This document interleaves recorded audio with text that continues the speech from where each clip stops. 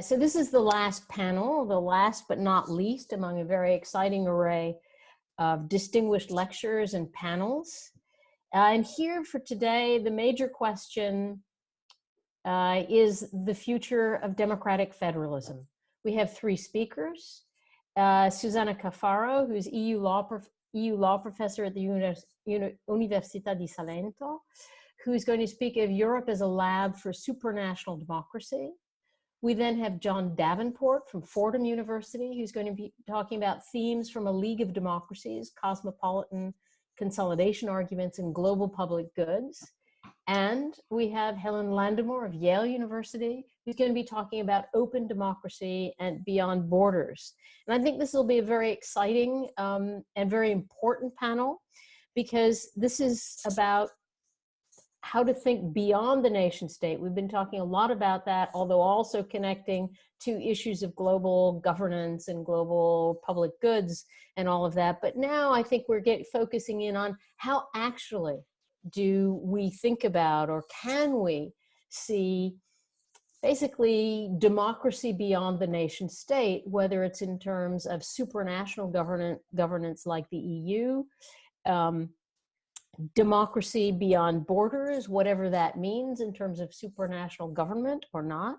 And then, of course, about deliberation, perhaps, beyond the nation state, perhaps without defining formal institutions, but rather talking about deliberation beyond. I'm looking forward to hearing all of these kinds of themes introduced by our various panelists. I should just remind the panelists you have 20 minutes, and from what I understand, you will be cut off without a mic after 20, so please remain within your limits. I also think you all have a coach who will let you know when you have 5 minutes, 3 minutes, 1 minute, so it should all be good. So over to you, Susanna. Thank you, Professor Schmidt, and my topic is Europe as a lab. And I think that actually Europe is a lab, and I will try to explain you how and in which way, and which are the lessons that we can take from this lab. My perspective is the perspective of a European law scholar, so it's a legal perspective, but I think it can be useful also outside the strict legal field. So the first question is, assuming that the European Union is in itself a model, or it's at least a collection of some best practices, how and where, in which way they can be replicated outside Europe. Now, the first assumption is in fact quite, let's say, brave, as I wouldn't say that the EU is in itself a model, because the exceptional nature, or the sui generis of its kind nature, as it has been stressed by the ECJ many times, of the European legal order, make itself not exactly a model. It is an hybrid of different models.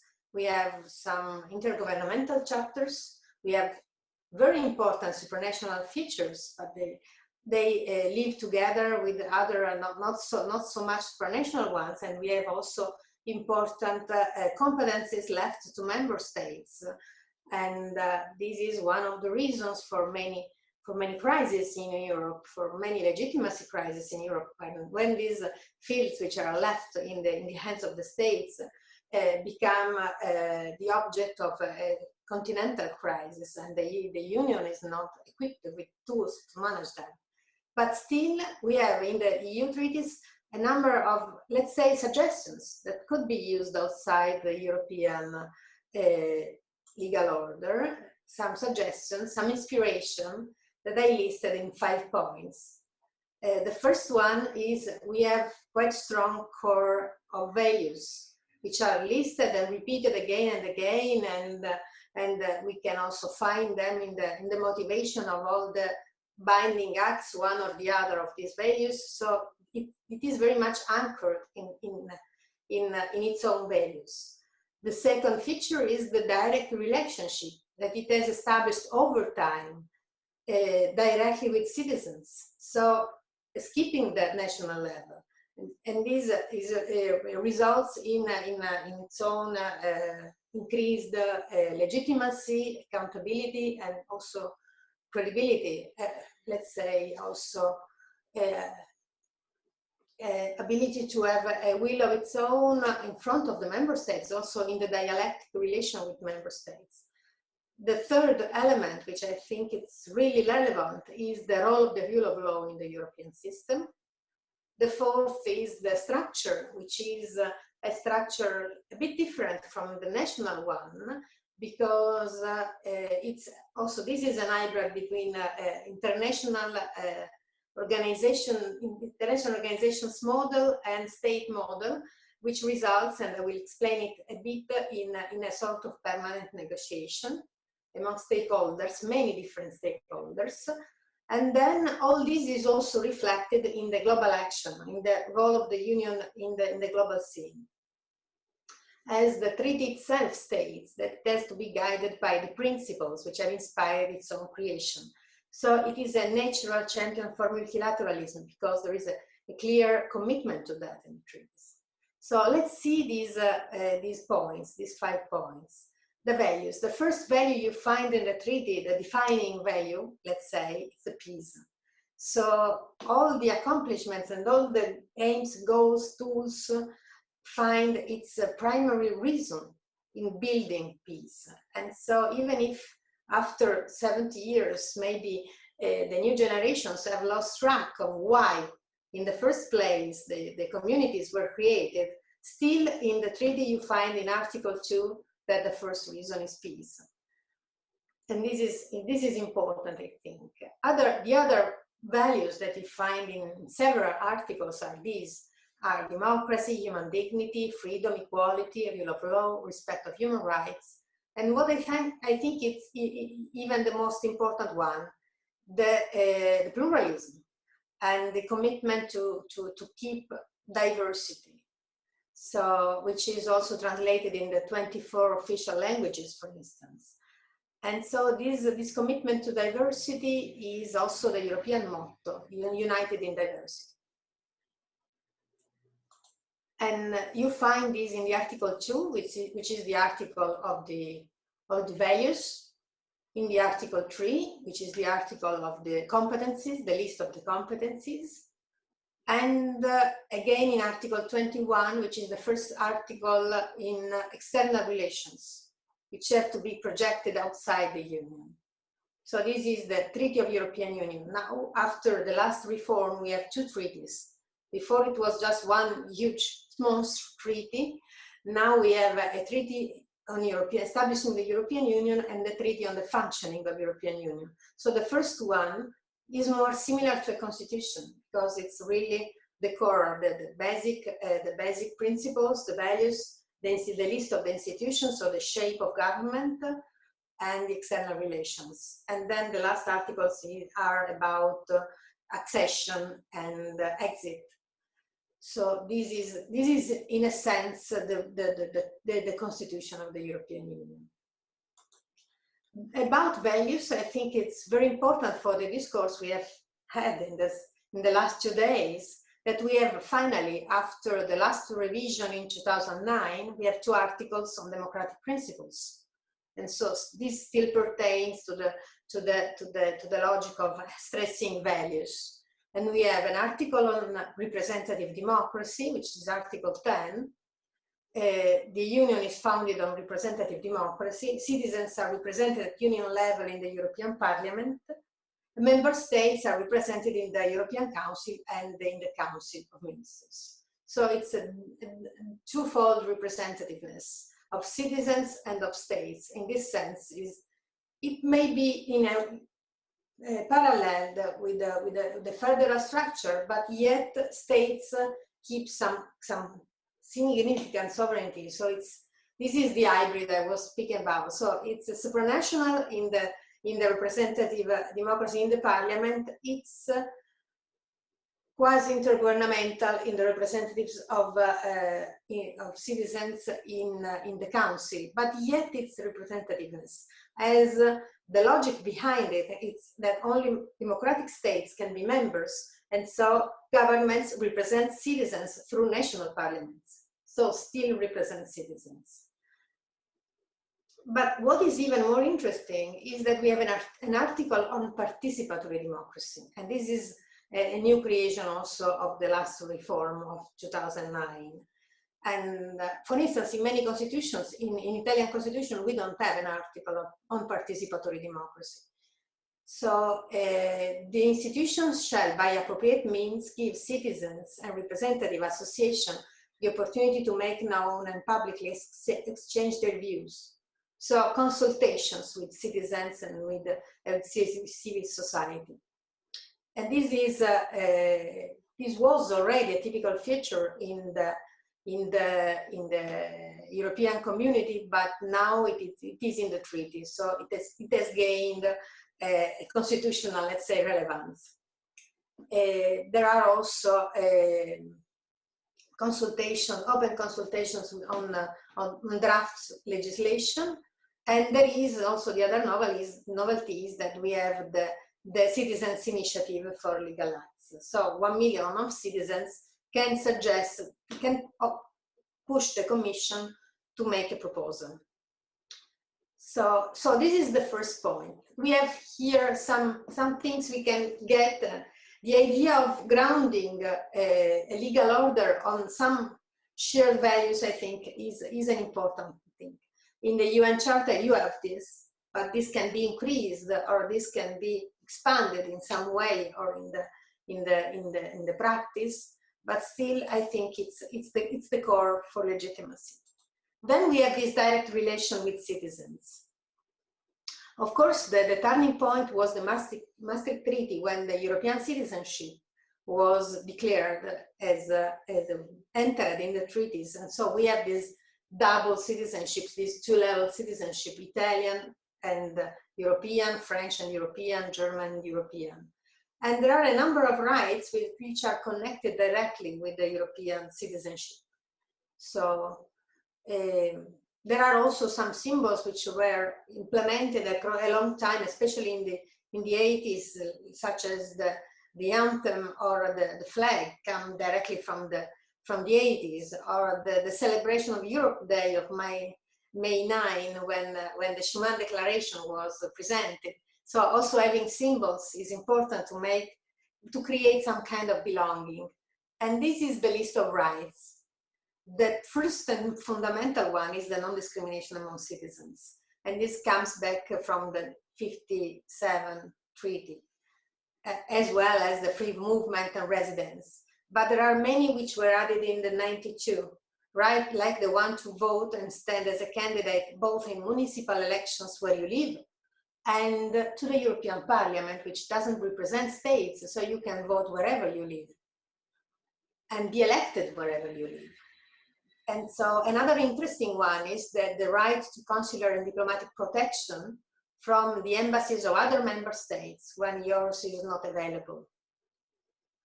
And then there are a number of rights connected to direct participation, right? Like the right to send petitions, to address claims to the European Ombudsman, to sign the Citizens Initiative. And well, of course, these are top on the other rights, on the fundamental rights, which are in the Charter of Fundamental Rights, but these are strictly the European ones. And every 5 years, this list of rights can be revised to add new rights. So this is another thing I think it's interesting in the European system. I will come back to it. It's a dynamic system where many clauses and many internal rules foresee the revision, as well as the revision is in the treaty itself, which of course has been revised many times, as you know. So there is this evolutionary spirit, let's say. Third feature is the rule of law. The rule of law means, of course, that there is a principle, everybody, starting from states down to citizens, passing through European and national judges, everybody is bounded by European law. So this means that the treaties are the fundamental law, and they are directly enforceable when they state in terms of self-executing rule, for instance, for the prohibitions. And under the treaties, there is, and together with the treaty at the same level, there is the EU Charter of Fundamental Rights, which was written in 2000 and signed in the occasion of the Nice Treaty, even if it became binding with the Lisbon Treaty in 2009. But the European Court of Justice started to use it immediately after it was signed in 2000. So it was immediately a reference for the judges at European, at national level. This is also an historical article. It has changed number, but it's still there since 1957. And it is the article which states that the regulations have general application. They are binding and in their entirety and directly in all member states. So these are the European laws. They don't need any enforcement by states. They are directly binding after 28 days from the publication in the official journal. The directives are a bit less binding because they are addressed to states, and then states have to enforce them, adding national legislation because they are incomplete. They state some common goals, but need to be implemented through national laws. And these are the tools for the harmonization of national legislation as well. So when there is no need for common rules, but just for the systems, the national system to be connected with each other and to recognize each other, then it's the case for a directive instead of a regulation. And then there is the European Court of Justice. Now there is a two-degree system. There is a tribunal and the European Court of Justice. And the Court of Justice has the exclusive competence for the interpretation in order to have the same application in all the territory of the Union.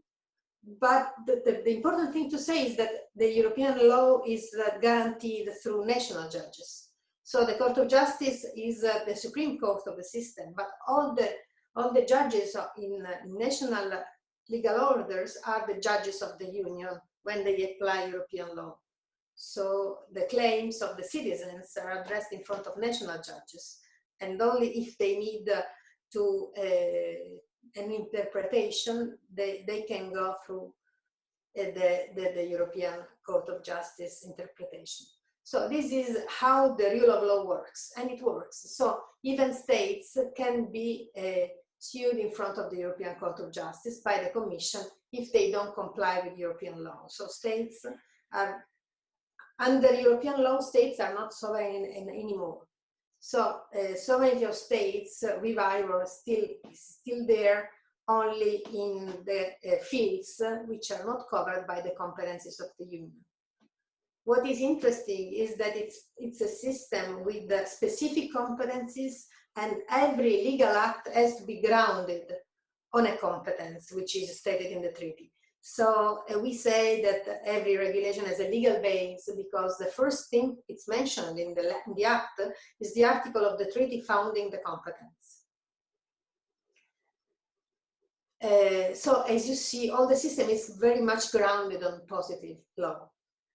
The balance of powers is translated in a permanent negotiation. We have this triangle that maybe you all know. We have the independent body, which is the European Commission, which is in charge of the proposals as a neutral compared to member states. But then we have for legislation, for legislative procedures, we have absolutely the need of the consent of both the chambers of Parliament and of the Council. So no piece of legislation can be adopted without the consent of both the Parliament and the Council. Of course, this is new because the Parliament at the beginning was only an advisory body, but now it is on the same footing of the Council.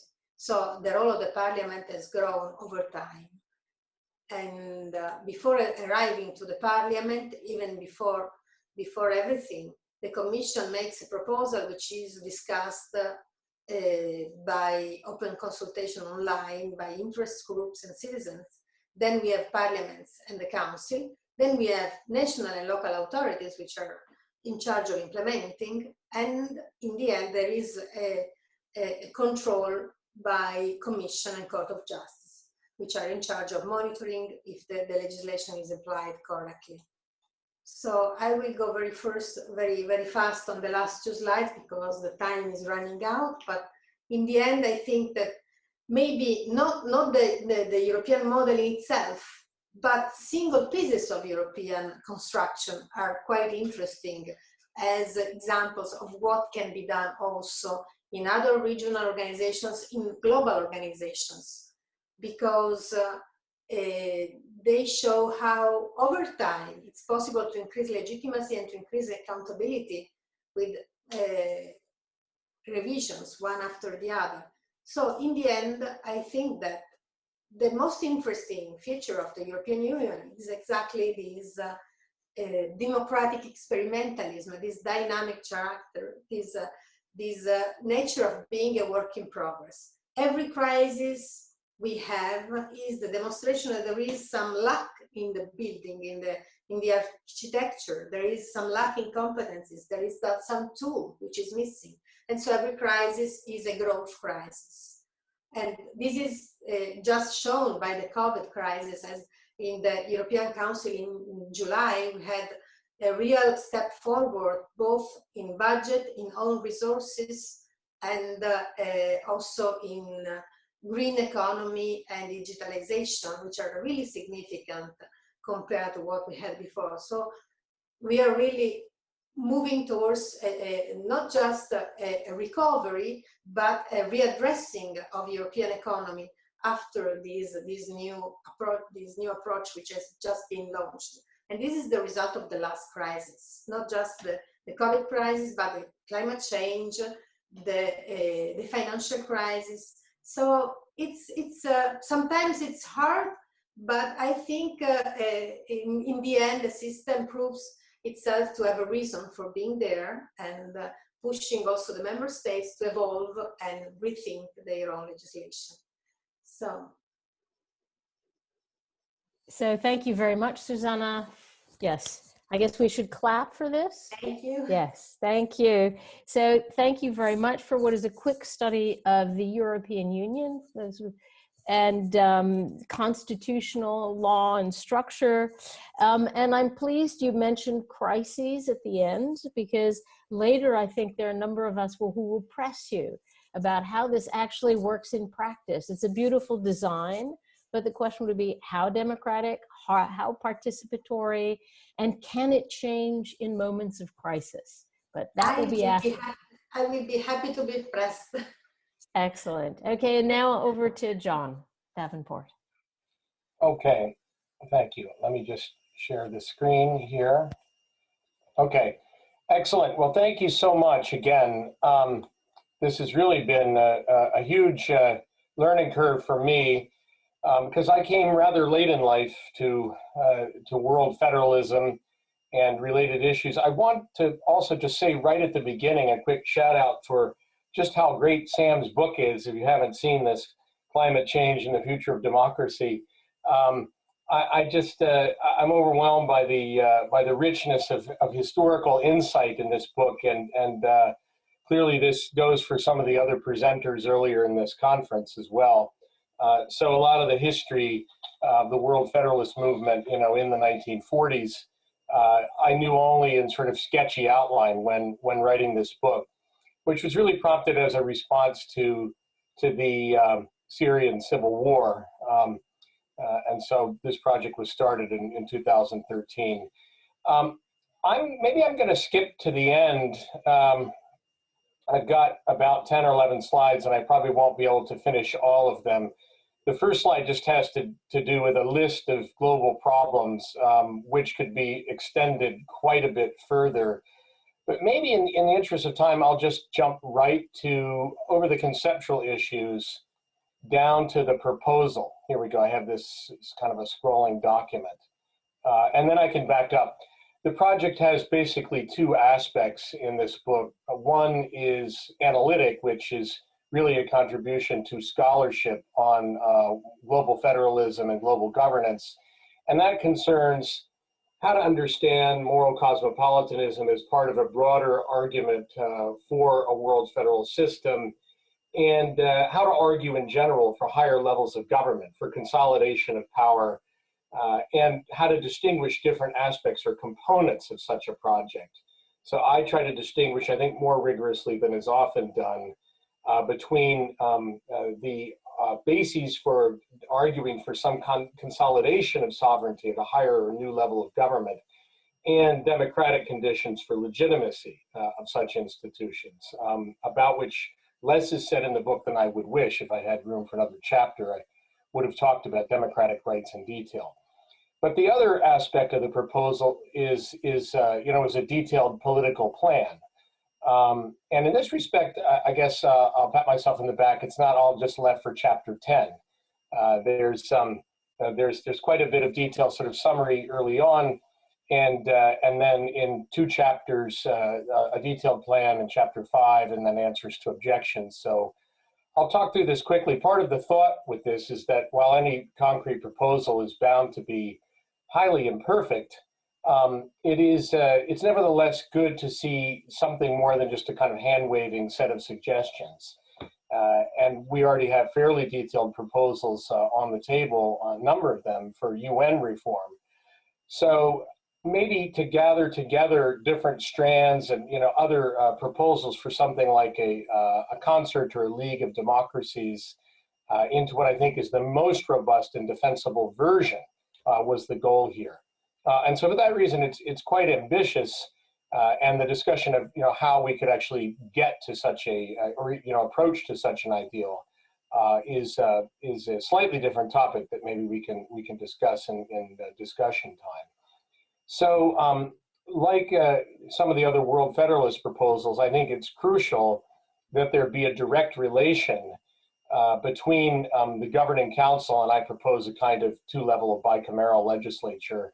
And I think both levels should be directly elected, although the representation in the governing council, Democratic Council, if you want to call it by some name, should be between, say, 1 and 8 senators or equivalent voting strength, depending on the size of the nation. So there'd be a lower and an upper threshold, which does give large population nations some advantage. But limits, the outsized advantage. So, if China ever were able to join, it wouldn't have a 1,000 times larger voting strength than the smallest members, or something like that. But there's no need, I think, in imagining such an organization to repeat the greatest error in the American founding, which was state equality in the Senate. And so a directly elected parliament. And we can come back to the legislature. I also think, although I didn't put it as a bullet point here, that there should be a directly elected chief executive, maybe with some kind of rotation between different regions of the world, to make sure that that's not dominated, that position, by one region only. A slight alternative to that might be to have a small kind of governing cabinet, 4 or 5, 6 people at most, who would make decisions like a governing cabinet instead of a president or chancellor or something. But I think probably the most important component, which is not often, I think, stressed enough in other proposals, is that there be some standing armed forces that are at kind of the direct disposal of the League. And what I mean by this is that they can be deployed by, if it's a supermajority vote that replaces current Chapter 7 procedures within the Security Council, then they can be deployed rapidly. So a small kind of rapid deployment force, which has often been proposed for the UN and seems to have been anticipated in its founding, although never materialized for reasons that we've gone over in the histories presented in this conference. That would be followed by or backed up by a larger force that could provide post-conflict support for reconstruction to win a just peace, perhaps coordinate with UN peacekeepers, because I conceive this league, at least at first, as operating alongside the UN, sort of as a backstop, as a number of people have proposed. Alan Buchanan, a philosopher at Duke, would be one example of this sort of, who proposed this sort of idea. I think it's crucial that these armed forces consist completely of volunteers who have, I want to keep an eye on time here. I'm not sure my chat is still open, but yeah, so I don't know, I have trouble seeing the chat while also sharing screen. Seem never to have mastered that. So let me see if I need to get prompted for time. You might have to just yell out at me. Okay, so I think it's crucial that that this be all volunteer forces on both levels, because one of the problems that we've seen since the end of the Soviet Union and everything that's happened in the last 30 years is too many cases, like in Rwanda most infamously, where just a small number of casualties is enough to get intervening forces or in this case, UN peacekeepers to withdraw. We have to have some kind of a basis for League operations in the worst cases that really require military intervention, where we're not too afraid, as it were, to stay the course and to accept a certain number of casualties. So I think volunteers who realize what they're signing up for and the danger of this kind of mission are absolutely crucial to the design. And I think encompassed within the League's mandate should be, to strengthen the rules-based order. There are a number of proposals around today, and you can even see this in some of Joe Biden's recent writings, that we need to strengthen the rules-based order across the world, and that requires some kind of enforcement mechanism to punish nations that most grievously violate such rules. For example, what the Saudi government did to the journalist in the consul in the embassy in Istanbul would be the kind of example that requires some kind of enforcement. So security operations, yes, a kind of international containment effort to deal with rising terrorist threats, but also taking over through majority votes. It's much easier than through a long treaty process to deal with a host of rising threats for new arms races in the cyber world, of course, election hacking, but also satellite weapons, nano weapons, microwave weapons, robotic weapons.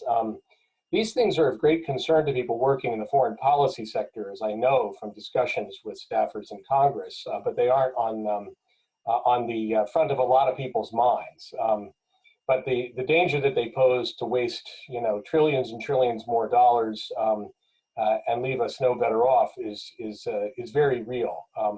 And so part of the hope of such a league is that it could contain new arms races in this way. But overall, the most important function is to be able to share the costs of securing global public goods through a wide array, 30, 40, I would hope even 50 founding members might be possible. How you count depends on whether you count every European nation as a separate state or Europe together as one conglomerate, of course. Other likely functions, environmental law, raising global revenue. It's already been suggested, that some kind of an international turnover tax or, capital movement tax or tax on global transactions, resource sales, this kind of thing. So how could we manage a global tax on, say, internet-based purchases and so on? That would be only one of several functions of the League, as I understand it. Another crucial one that I didn't really get adequate time to discuss in the book would be to try to erect a fair immigration system throughout the world, both for asylum claims and refugees and ordinary legal immigration for more economic purposes. The thought being that law made to hold among all the members of such a democratic league, and perhaps their friendly partner nations as well, could overcome many of the collective action problems that at the moment force countries or give countries a strong incentive to be sort of the least willing receiver, if you will. And it's basically a game of chicken to push the problem elsewhere. Conflict prevention and of course, countering rising threats, providing a serious deterrent, for example, for a Chinese invasion of Taiwan, which I think we could easily see in the next decade. part of the thought here is that an organization that was able to effectively control much of global trade, perhaps as much as 80% if you had 50 established and rising democracies around the world, would have really just enormous leverage just by that kind of power, just by being able to threaten other countries who are not behaving with trade sanctions that would be upheld across such a wide range of nations. Okay, how am I doing on time? What do I have, about 5 minutes? Something like that? 6? Okay, let me just quickly mention a couple of the precedents for this proposal that I was immediately concerned with in the book. I didn't go back too much to the 1940s, but of course we do have Charles Street's proposal. And more recently, of course, the Community of Democracies that Madeleine Albright founded, but that's not really had any huge policy-making influence as far as I can see. What's amazing about these proposals is how bipartisan they are. I mean, coming from Republicans like, of course, John McCain famously put this idea of a League of Democracies on the agenda in his run for president in 2008, but also scholars like Anne Marie Slaughter, who worked for Hillary Clinton, Ivo Daalder, who was Obama's ambassador to NATO, I believe, if I have that right, along with James Lindsay, scholar at the Carnegie Foundation, Carnegie Council for Global Peace, and other, even more recent ones. So each proposal varies slightly in its focus. For example, McCain, I think, was clearly focused primarily just on security concerns. Slaughter and Eikenberry envisioned a concert of democracies that would potentially act when the Security Council refused to. Daalder and Lindsay's proposal is similar in that respect, but unlike mine, did not propose directly elected representatives and had a more limited set of functions in mind. Whereas, Charles Streit's and Huntley's Pax Democratica were focused really on trying to strengthen, the global legal order. And that's the case, of course, also with the security piece in Streit's proposal.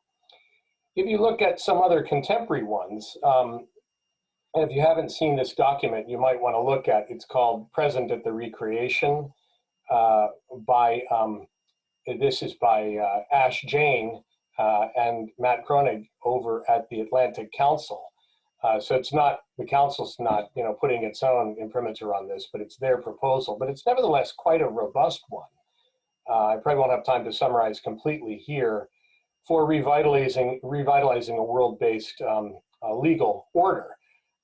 And this calls for a kind of alliance of democracies. There's less emphasis on the security piece or enforcement in this, but I think probably in their proposal, if it were taken up, say, by US policymakers in a new administration, that question would be pushed front and center quite quickly, is what I've told Ash.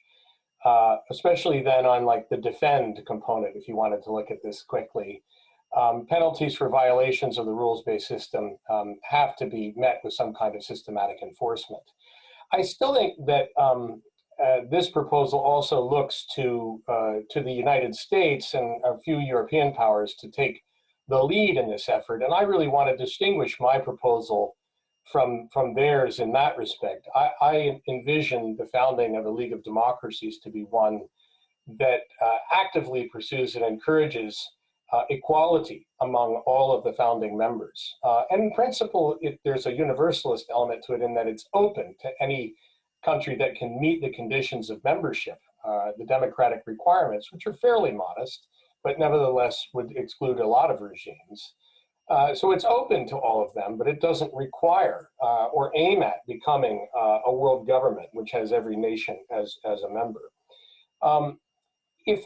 Also, I should mention the World Security Community proposal, which there's a website, if you haven't seen this, World Security Community, there's a proposal here for expanding NATO, which is similar in some respects to a proposal that Rasmussen has made, former Secretary General of NATO, for trying to expand NATO into a kind of fledgling League of Democracies. I would prefer myself to create a new organization from scratch, just with the hopes that this might help maybe a reformed Russia post-Putin to be able to join. Whereas it might be hard just symbolically to join a country that, to join a league that was simply NATO 2.0. But nevertheless, that might be a practical way to start.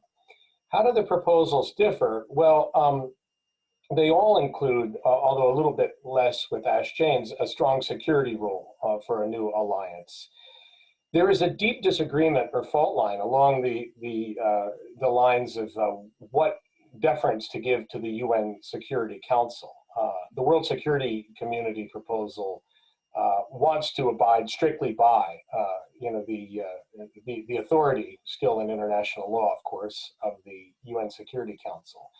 Whereas the Dalder and Lindsay proposal and Slaughter and Lindsay are willing to say, well, the League might be able to act on its own authority when the UN Security Council refuses to, say as in the case of Rwanda or Syria or something like that. John, you've got 3 minutes just to let you know. So that's one of the big fault lines. Maybe I should say something about why I think that's the case, since I think this will be of interest to a lot of people in this conference. So I'm assuming that we, and I skipped over this slide, that we recognize a large range of global public goods. In the book, I actually list 60. It's quite a long list. And I think the UN Security Council, at least, is not up to the challenge even of securing the one that it was created to secure, which is global security. And the reasons for that have been reviewed in the conference. I had hopes when the responsibility to protect doctrine was adopted in 2005, and it's been used a few times or referred to as an authorization for, most famously or infamously in Libya. But it looks to me pretty clear since the developments in Darfur and Syria that China and Russia have now determined completely to make this a dead letter. And I think that's really the last straw. In my view, it proves or shows that the Security Council mechanism will not work. Unfortunately, I don't think that any proposals to reform, to make the deep reforms needed in the Charter are possible because of the P5 vetoes over amendments. As a result, I think there's probably only one scenario in which the P5 powers would, or some of them, would be prepared to give up their vetoes and to give the UN, say, direct enforcement powers, like with a small military force, or direct authority to enforce trade sanctions. And that scenario is where a League of Democracies was about to be created, or already in a kind of fledgling existence. And maybe I'll end with this, since this came up in the very first talk, the first plenary address, with a network of cities idea. I think global governance networks can do a lot. Of course, interstate organizations and treaty organizations of many kinds and global civil society, I don't want to knock them completely or say that they have no positive role. That's absolutely not accurate. Charities issue campaigns, public-private partnerships, right? Other NGOs can do a lot, but they cannot directly represent people. They have an authority that they get from kind of being the ones who step forward and try to take up, or address problems. There are just too many global collective action problems, and here's where the game theory I haven't discussed plays a role in the argument. There are some collective action problems that can only be solved, it seems, with some kind of top-down authority, as opposed to mutual or horizontal policing. The problem with that kind of mutual policing is that it creates a chicken game where different members of the network are looking to others to see which of them will step up to pay the costs of undertaking some kind of enforcement. And lastly, I think that relying solely on global civil society or networks creates potentially a kind of legitimacy deficit, in that people can really only be represented through the dominant existing charities, NGOs, lobbies, and so on. And that creates, it's a limited, almost like a consocial approach to democracy, where we also are putting a lot of power in the hands of of the people with the largest pocketbooks. A philanthropocracy, I call this. So maybe I'll stop with that point. And there's some slides I didn't get to, but if you want to come back, in discussion time, I can talk more about the conceptual issues that I skipped over. Yeah.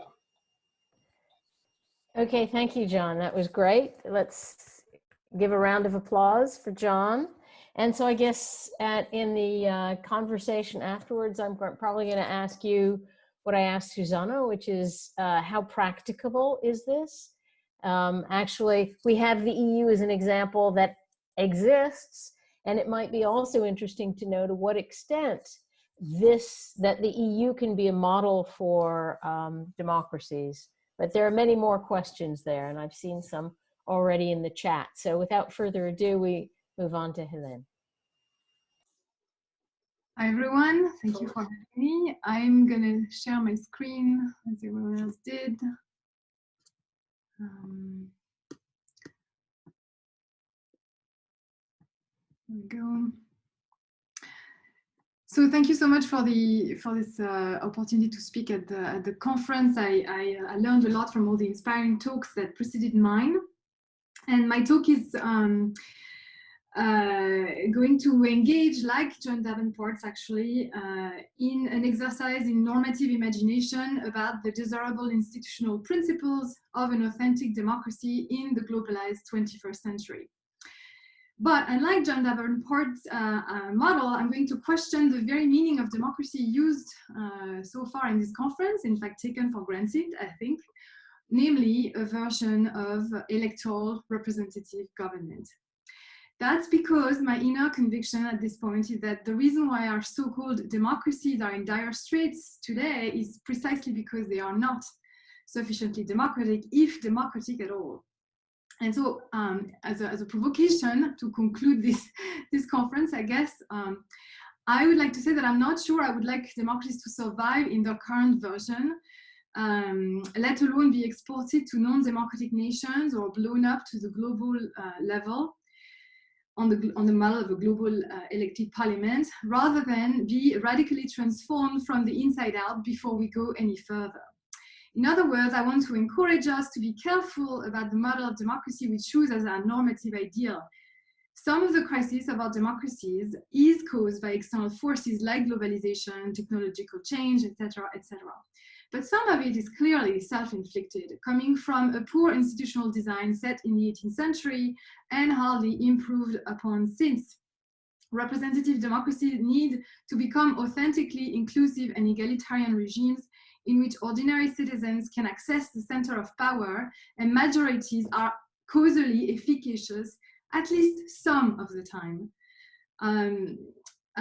As Daniel Ziblatt put it in a recent New York Times op-ed, we need to, in the US at least, finally end, quote, to finally, I quote, end minority rule and replace it with a more authentic form of rule of by and for the people, emphasis on the by. If what it takes is a constitutional reform, as in Chile right now, so be it. The theoretical model I put forward as a possible inspiration for such constitutional changes, which I call open democracy, does not exist yet. However, it's not pure speculation or science fiction, but rather the result of what I call inductive political theory. I wrote this exercise in Imaginative Politics, in what we know of ancient democracy, the empirical observation of actual and promising democratic innovations and experiments around the world, and some of the best normative political theories, including so-called deliberative democracy and social scientific principles of the day. The core idea is that one cannot have authentic rule of the people if it's not also by the people. So that we need to open as widely as possible the center of power, which for me ought to be the legislative power, to ordinary citizens. To the extent that we cannot include all at once, then this access must be distributed equally over time via random selection to what I call lotocratic representatives, that is, democratic representatives selected by lots rather than elections. I propose that 5 institutional principles should govern the implementation of an open democracy: participatory rights, deliberation, majority rule, democratic representation, and transparency. I'll say more about each shortly. In this theorization, I assume for the most part the familiar framework of nation states and governments of geographic territories, But in a global context, facing global challenges, we have to reconsider common assumptions about both the scale and site of democracy. Such revised assumptions should lead us to refine our understanding of the basic pillars of democracy, namely inclusion and equality. I thus put forward 2 additional institutional principles beyond the 5 just listed when we start thinking about democracy beyond borders. When it comes to the scale of democracy, I propose to call the revised principle of inclusion dynamic inclusiveness, which expands, but also occasionally contracts the nature, the scope of the demos, depending on the nature and range of interests at stake. And with respect to the site of democracy, I argue that it calls for a principle of equality redefined perhaps originally as substantive equality. And I think this principle points in the direction of the democratization of firm governance, among other things. So let me now proceed to unpack some of these claims. And for this, I'll turn to my PowerPoint. First, why do we need a new paradigm for democracy in the globalized 21st century? Because in brief, I think this paradigm is failing us and has been failing us for a long time. We've reached its limits in the last 30 years as rising democratic expectations in the people, the desire for more voice and participation and more recognition on the part of citizens have met a decreased capacity for good governance of a system based on rule by elected elites with minimal citizen input between elections. These elected elites are deemed everywhere less and less representative of their constituencies and are less and less trusted. I won't rehearse here the various diagnostics about the crisis of democracy, but for me, it's somewhat epitomized in the end in this graph. Notice this is a representation of the financial wealth distribution in the US as a percentage of Congress and Senate. And you can see that 82% of the Congress is currently from the population that represents the 10 richest percent of the population. So that's dark green and light green. The dark green are people that belong to the infamous 1% class.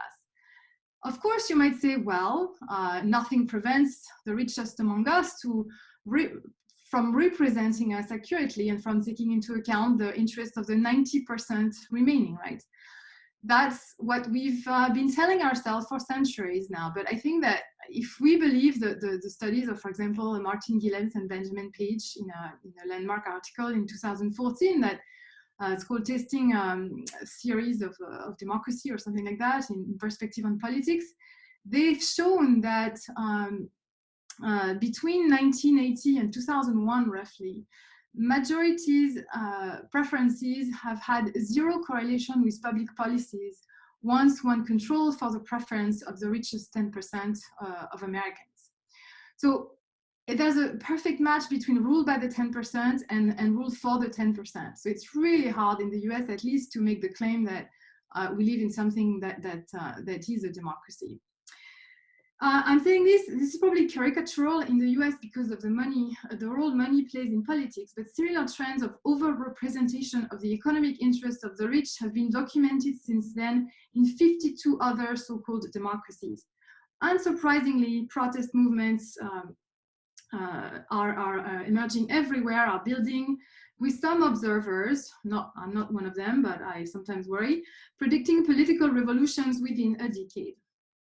So who's to say that an elected global parliament wouldn't simply be a blown-up version of the US Congress? It might be better than the current system, mind you, but it would still be a far cry from a global democracy, and definitely not in the interest of the global 90%.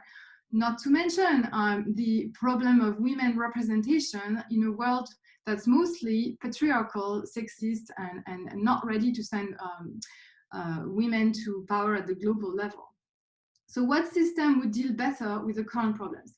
I think any system that is more genuinely inclusive of its citizens on an equal basis would.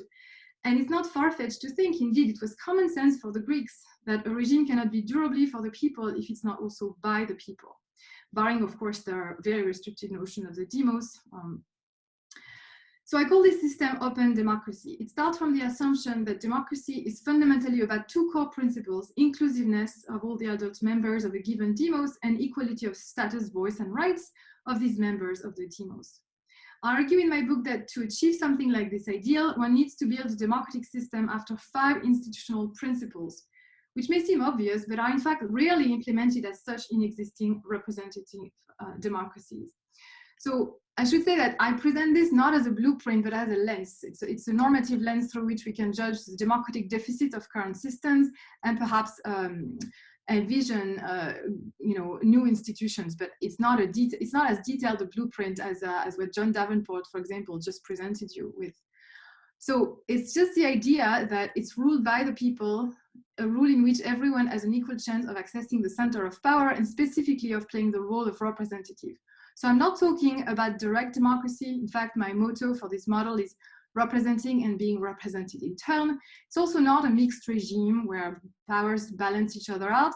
It's really a system in which the legislative power determines the nature of the rule, and it's got to be in the hands of the people.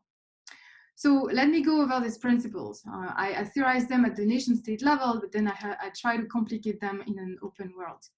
Participation rights is the first principle. So this may seem again like an obvious starting point and perhaps a principle we should assume is widely implemented in existing democracies, but beyond voting rights, really, citizens are not that empowered. So what I'm thinking of are ways to cut open a path from the periphery of power to the center of power for citizens through things like citizens' initiative, which allow citizens to basically have control of the legislative agenda, of putting something on the legislative agenda, either directly to a referendum or indirectly through a parliamentary debate. Through another type of participatory right that I have in mind is the right of referral, which allows citizens to put to referendum a law that's deemed bad or inefficient or otherwise insufficient. And finally, the citizens' initiative referendum that the Yellow Vests, for example, in France have been calling for, which is a way for citizens to, again, have some control over the agenda and to start a referendum when they gather a sufficient number of signatures. The second principle of open democracy is deliberation. I borrow this from deliberative democracy, which I think is an attractive normative theory of political legitimacy. Deliberation is the central practice of this normative theory. It was developed in the 90s by people like Habermas and Josh Cohen and John Rawls.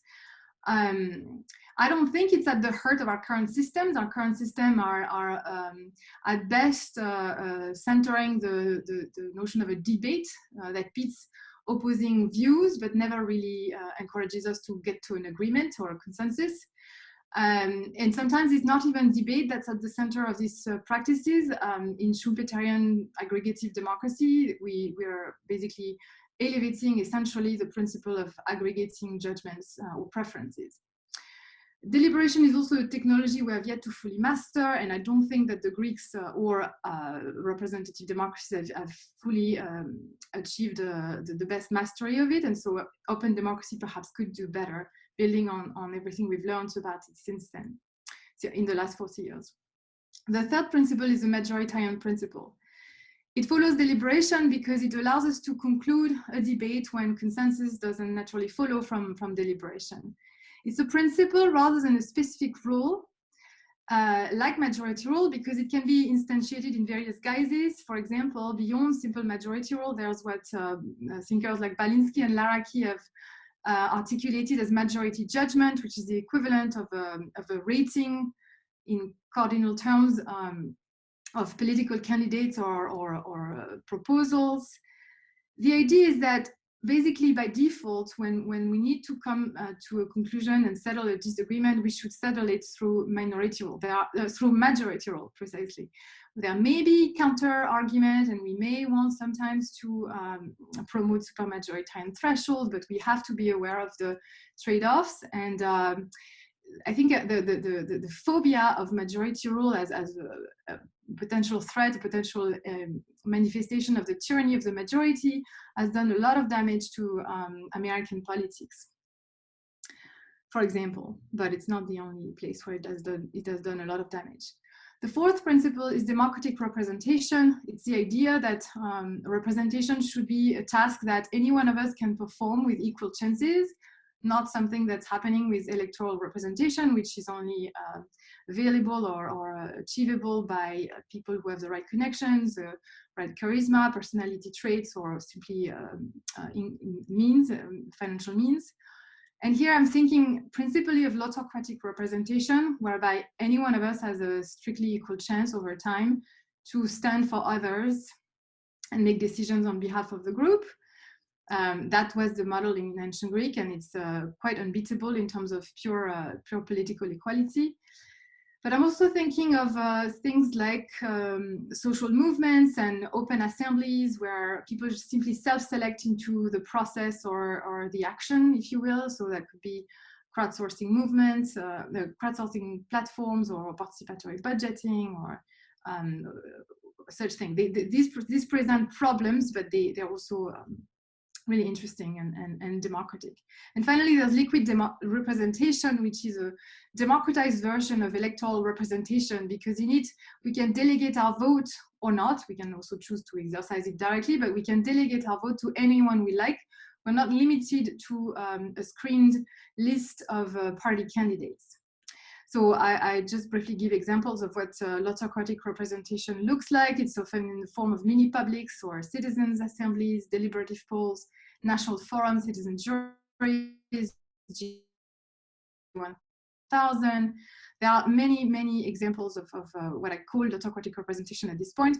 Self-selective representation, that's what I was just saying. The Gram Sabhas in India, the Black Lives Matter movement, the Me Too movement, the Yellow Vest movement, all of these are somewhat can be conceptualized as form of self-selected democratic representation. And liquid representation is a sort of fringe case. Perhaps it's only being used in Europe in certain left-wing parties like Podemos in Spain, or Swedish party in Northern Europe. But it's still an interesting version of electoral representation, and so different, in fact, that I call it under a different name. Finally, the fifth principle is transparency.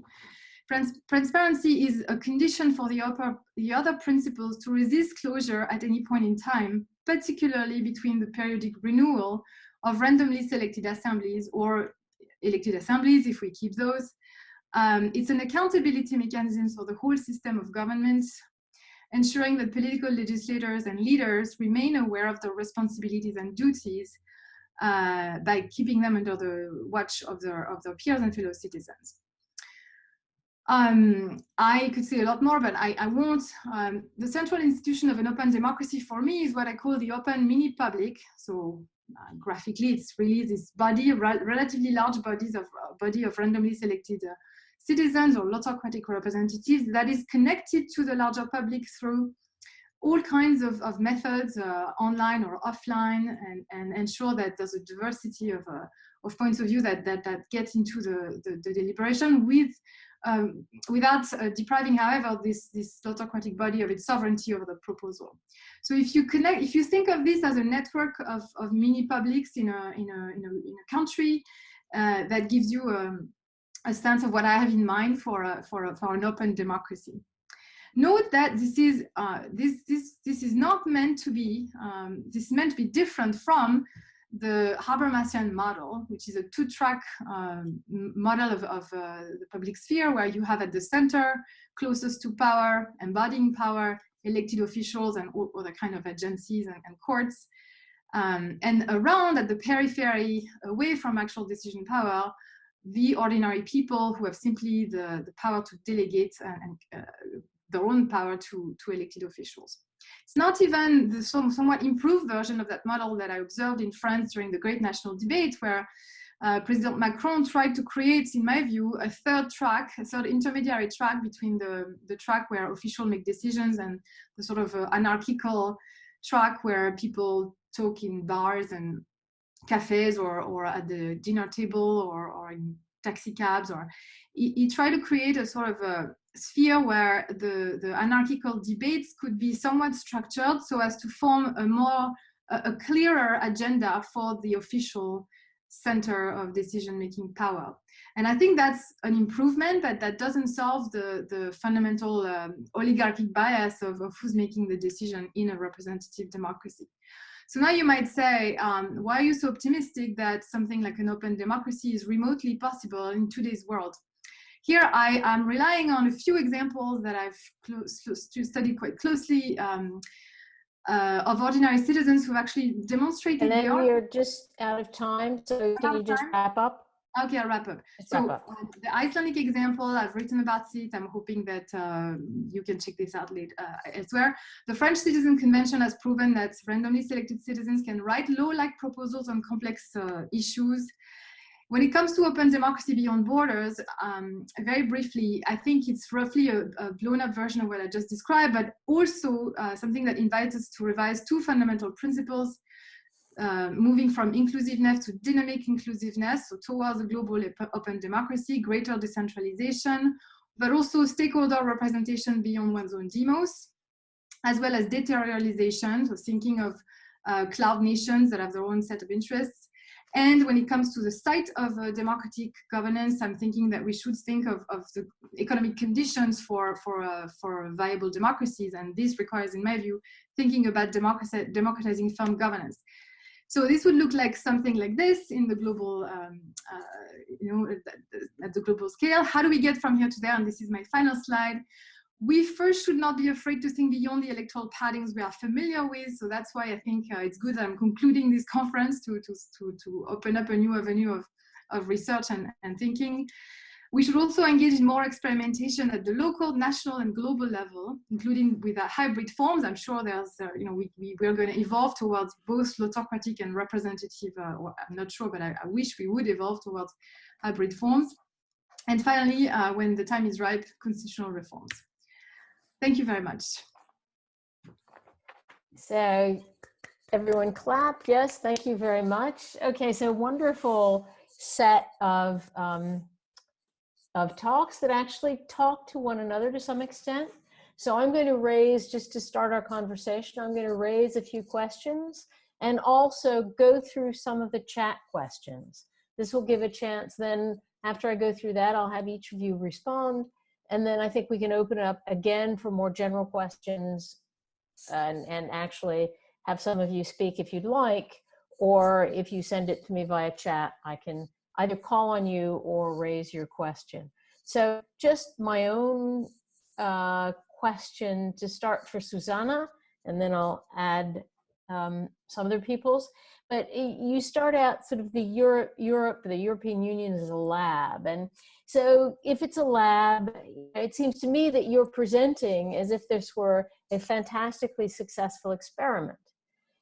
So it might be useful for you to tell us where it's failed, in particular in terms of the emergency politics of the past few years and the way in which the rules may have empowered crisis exploitation, or in which they may have protected people. But if you think about the Eurozone crisis, the migration crisis, significant that you managed the COVID-19 crisis, where I think everyone in Europe heaved a sigh of relief, thinking, oh, finally the EU is doing what it should be doing.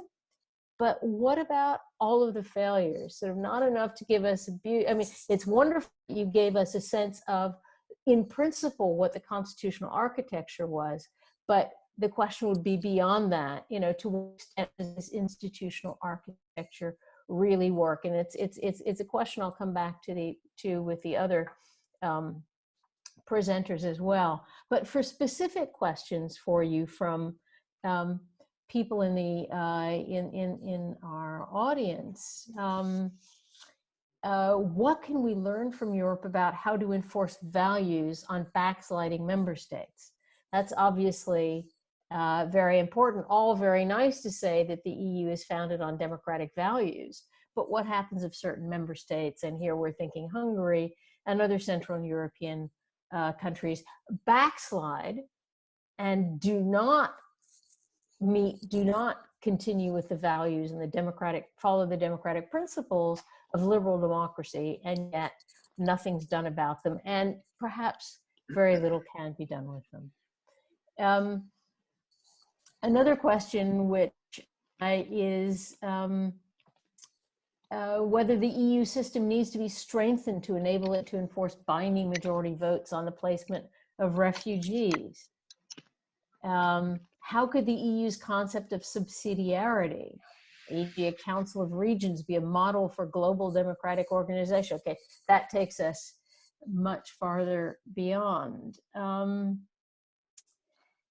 Yes, okay, so I'm going to start with enough questions for Susanna and then move on to John, which again, you know, quite an impressive sort of blueprint for future global governance and a democratic, you know, a global governance or governance by democracies. And I guess here my question would be, how practicable is this? You know, do you envision it something like the EU, but on a grander scale? And then, you know, since a major focus of yours was on a voluntary army, and we have to ask, what about mercenaries here? But if it's a voluntary army, how successful has the European Union been in putting together a common army? You know, not at all. Common foreign policy and, you know, security and defense, not at all. So I think that is something to be addressed. I guess another question would be, how do you know a democracy when you see it? Okay, you might when they enter, but here we go back to backsliding. What happens if they're a member and then they're no longer a member? And if maybe you need a sliding scale, but at what point does the US drop off the list here? Hopefully it won't, and we'll have, I shouldn't say, you know, November 3rd may give us, well, we can always be hopeful about what happens after November 3rd, but I think the problem here is that you have an assumption about what is a democracy and therefore what can be part of it. But it seems to me, given the rise of populism, given all of the problems we faced, how can we be sure that this is, you know, that all of these members will remain democracies? But I guess the major point, and I think a number of people have asked this in their comments, but a league of democracies, you assume, will stabilize the world, but couldn't that destabilize the world? Because then you're not engaging with non-democratic countries at all. And that can look like major confrontation and destabilization in the world, as opposed to, you know, return to the Cold War in some ways could be a danger. So in terms of people's questions for you, one question is, the Alliance for Democracies is what was called a partial, this is Joseph Barada, was called a partial world government. It would replace NATO. What would be the effect on non-democratic states left out? Russia, China. Would they not have to unite against the new global threat? And I think that's, you know, sort of follows on from my question as well. And another question would be, why call it a league when de facto it seems you're advocating a good amount of delegation of sovereignty as exemplified by the Governing Council and directly elected parliament? You know, I think here you can have a conversation with Susanna, is at what point are these nation states in a confederal union, and at what point do they become member states in something beyond confederation, even if it's not quite federation in the sense one might think. Another question was, and this is another comment, which was FDR wanted all nations to have access to UN membership to avoid dangerous competing alliances among nations that would lead to war. So with the Democratic Alliance, what would prevent such a descent into dangerous competing alliances?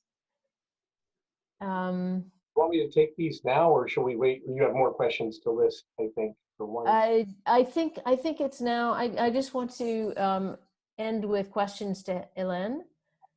Those are most of the questions, and I'll let other people come in, of course, after there's a response. But for Hélène, this is quite, you know, amazing in terms of, you know, the sort of a notion of open democracy, and I think it does a wonderful job responding to all of the problems of electoral politics But my question, and the way you answer this, is scale. You know, when you talk about mini publics, we're really thinking national, but we're almost thinking subnational. And the question becomes, how does one work this in not just at the subnational, but even national level? Can it be done at the supranational level? And then how does one deal with issues of populism or maybe perversion of these kinds of publics? You know, sort of someone comes up and says, we the people, and then all of a sudden you have a skewing of the debate or deliberation. And how does this actually, and I think this is an important question, how does this work with the current architecture of government as we know it now? Does it just feed into it? Or it seems to me that you would want to transform it, but how do we transform it? Where's the politics of expertise and all the rest, especially if it's, you know, sort of autocratic representatives who presumably are not experts in anything and will be changing all the time. So yeah, so let me just see if there are questions here. Okay, one is the US Constitution is fundamentally an anti-majoritarian document protecting against tyranny of the majority, as you note, but that's not its recent failure. What we're now seeing is a tyranny of a minority that has gained the power of the majority. And I think I shouldn't go on, but I think now I'm going to open it to each of you to respond, to begin our conversation by responding to these, and then we'll open it up to everyone else. So Susanna, why don't we just go in the order of presentation? Well, thank you for all the questions. This means that the topic is interesting. So it's a pity that we don't have 2 hours to answer, because that there are huge questions. My presentation, 5 minutes tops. Yeah, okay. My presentation was about the bright spots, but I could have had another presentation on the flaws as well. And this is the topic I write more, the flaws, because I would love to fix all of them, as we all maybe would love to fix something.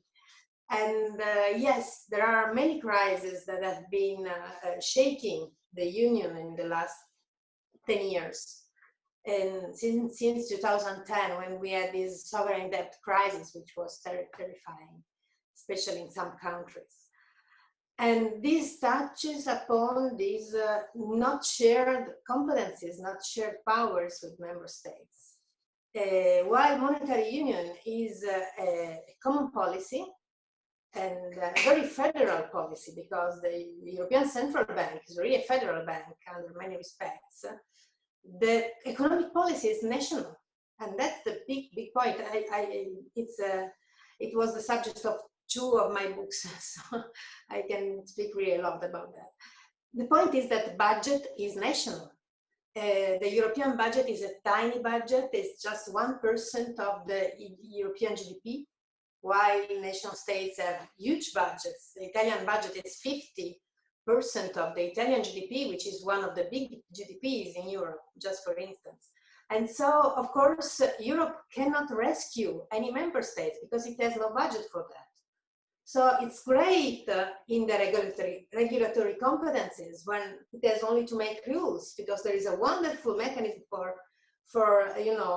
having the primacy of European rules, enforcement of European rules, judges at all levels. This works. But when we touch upon money, then money is most at national level, apart from some funds which are very dedicated to the agricultural fund, the social fund, the fund for research. These are dedicated funds which cannot be used for other uses.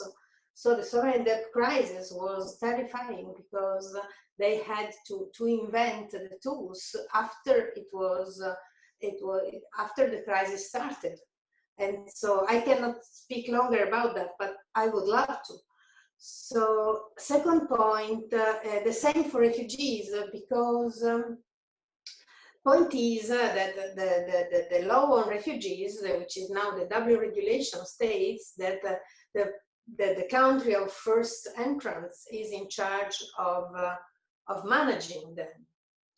identifying them and identifying refugees in a situation where refugees and migrants are desperate exactly in the same way because they risk their life to cross the sea to get to Italy, Spain, and Greece. It's difficult because, of course, only a little percentage is refugees escaping under the Geneva Convention from laws or threats to life, this kind of stuff. Most are just desperate for economic reasons, but are nonetheless desperate. And once, as refoulement is forbidden by international law, so there is a principle, you cannot just reject a whole ship of people, you have to let them in and then identify them refugees. Then you have lots of people in, and it's difficult to send them back. It's also morally difficult. It's not just from the enforcement point of view, also from the ethical point of view, it's very political controversial. But still, the problem is that countries of first entrance have the problem. The others have not, because refugees are protected under international law, and there is a sort of asylum minimal common code, European code. Migrants are not. Migration policy is still national. So states have the right to refuse migrants. And so this is another conundrum that we have to solve. Finally, about undemocratic European states like Hungary, I'm very worried about Hungary or Poland, I confess. There is an article in the treaty, Article 7 of the EU treaty, stating that there is a procedure to suspend the vote in the Council of the countries which are getting less democratic or are threatening democracy. And European Parliament claimed more and more to use this clause, but yet it wasn't used because it's really, it requires a very strong majority of the others. It is under discussion a democratic conditionality clause for the funding. So to avoid flows of fundings to these countries which are less democratic or are losing their democratic features. But yes, this is a problem. I can admit this is a problem. There is so much more I would love to say, but I think the time is finished. Let me just say at the outset, imagine that Europe had, a single federal budget like the U.S. I mean, this was Hamilton's genius in the creation of the United States. And imagine it could take, binding majority votes. Of course, as we've noted, it doesn't really work with our Senate, but if you could take binding majority votes about, say, an immigration system or refugee reception, in which states would, receive different numbers of and types of refugees. Well, I mean, the problems, Britain would never have left the European Union. I mean, so actually, it's these collective action problems that instructed me in thinking about how a League of Democracies should be designed. Let me just go real quick through. I mean, I had 2 slides on objections and replies that I didn't get. Viability, I think it requires a grand compromise. The United States has to give up unilateralism and accept binding multilateral decision-making on major foreign policy questions. And that won't appeal to a lot of elites in the United States, but I think really a lot of average Americans would be quite happy with it. People in this country are totally sick of the sense that the United States is like trying to police the world. In a weird way, I mean, that aspect of American isolationism sort of agrees with complaints about the U.S. in the global South. At least that's my read of the situation. But the reform also requires that European countries accept that the UN Security Council is not working and can't probably be made to work. And even if we don't want to destroy or dismantle the UN system as a whole, we have to have some kind of a backup for it. And global South nations, rising democracies, need to accept that too. And the other part of the grand compromise is that they have to accept that, they have to do a full and fair share of cooperation in in trying to uphold a rules-based global system. So, we create a system in which it's safe for them, and they have every incentive to try to deal justly and fairly with the rest of the world's democracies, as opposed to, say, Russia-Brazil trade agreements or the BRICS alliance. And this, what about the new Cold War? Very quick. I recognize that danger. I think Robert Kagan's written on this. I think an alliance of dictators is very unlikely. That threat would be there, but if you try to imagine, well, first let me say this piece. I think the League of Democracies would try to reassure nations that don't want to join by saying, well, there's an associate member category. If you want to think about joining, what would this require? We'll provide, so much support for democratization. And here again, drawing on the resources of a huge range of countries, so the cost isn't disproportionately on just a few. There's also friendly partner nations, which could have favorable trade agreements with all members of the League, but aren't, on the pathway to joining. And then there could be sort of neutral or non-aligned countries that don't want to be in either of those categories. And there would be just a few countries that were categorized by the League as in a hostile stance in relation to the League. But now imagine our new Cold War. Imagine China and Russia controlling, with vassal states aligned with them, Venezuela and so on. Maybe 20-25% of the world's economy, maybe 30%. I mean, China's growing, so rapidly. Is this a viable long-term prospect? I mean, it would be a huge cost to League members to restrict trade with that network of nations. But I think the pressure would be literally irresistible. Imagine this. John, I'm going to ask you to wrap up because I want to make sure we have time for Hélène, and I think we're going to be going over just a little bit. I can simply stop there if you want. I feel like there was one other big objection that I didn't answer. Oh, the membership question. I mean, I actually think this is not so hard. Free elections with just some rough equality in voting rights. So yes, the US does count despite all of its flaws. Free association with political parties, freedom of the media. The media is not mostly state governed. I mean, this is just a list of criteria that Daldry and Lindsay have, and it would include about 40, 45 nations in the world already. And the point is, and I'll end with this, that once such a league exists, the incentive for other nations to improve their record on democratic criteria becomes very strong indeed because of the advantages of membership. And in this respect, the EU really is a great model, the incentives that it's provided.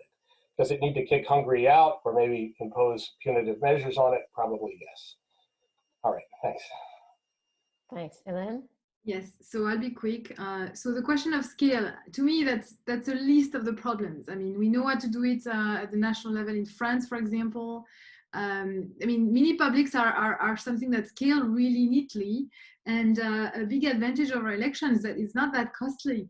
For example, the national level Citizens Convention for Climate in France cost 5 million euros.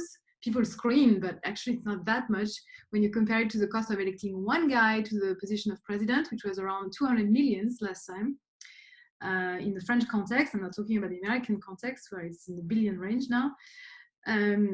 So I think I shared a link documenting what John Dryzek and others have been trying to do at the global level, and I guarantee you that it's completely feasible. We have the conceptual tools, the technological tools, and the statistical tools to do a decent job at selecting 100 people at random, and it's not always easy to make that intelligible to the larger population, but it's not the technical dimension is not a problem at all. Then the issues of populism. So I'm tempted to say that populism has been created in part by the failure of elected systems, of electoral systems. It's precisely because the 10% do not rule for the 90% that you have this pushback, and at least that's my diagnostic. I'm happy to be proven wrong, but so so I see mini publics more as a solution to populism than a place where it's going to happen. In fact, these deliberative bodies are very good at depolarizing people, at having them discuss and engage in a very reasoned way, at changing each other's minds. I mean, this is not what happens in a parliamentary context, in an electoral partisan context, where precisely you're sort of tied to a camp and to a set of views that you cannot really freely depart from. So that said, I understand the fear. In fact, it's very much epitomized. If you have the time to watch a French TV show called Black Baron, it's the first one that I know of. It's a popular TV show where in the third season, they have a presidential candidate which is running on the autocratic platform. He wants to abolish the system and replace it with a autocratic form of government, right? And he's pictured as a Nazi, as an authoritarian would-be, anarchist. I mean, he's portrayed as very dangerous. So I understand that the fear is real, but I think it's not justified. There's been more than 289 mini publics run around the world, as documented in a recent OECD report that's called Catching the Deliberative Wave last June, and none of these have led to any kind of populist or a threatening proposal or anything like that. Finally, the question of how do you articulate this with the current architecture of politics? Well, we're figuring it out as of now, actually. So in France, it's really interesting because the president had committed to really giving full influence to this body of 150 citizens. And then, of course, when the parliament got involved, things got really tricky because they're very jealous of their legislative prerogatives. So there's a clash of legitimacy, a clash of representativeness, and it's not clear that it's going to be easy to articulate these two bodies, one based on lots and one based on election. And my own take is that we should admit that this is going to be conflictual, and we should really redistribute power and labor according to what they do best. And I think that what autocratic bodies do best is deliberate and make proposals. I'm not sure what elected assemblies do best, to be honest, but they're performing functions right now that we can't deprive them of right away. So we can just peel away at what they're doing poorly and give it to these randomly selected bodies and see what happens. So, for example, future generation issues, climate change issues, this seems to be something that deliberative assemblies with no electoral incentives would be better at. So, but anyway, it's an excellent question, and I think the future holds some answers probably, but not me. So thank you all very much. Unfortunately, we've completely run out of time, which means that there's no time for yet another round of questions, but I hope that you will continue the conversation, send emails to one another, and probably have another such conference, which seems to have been such a great success.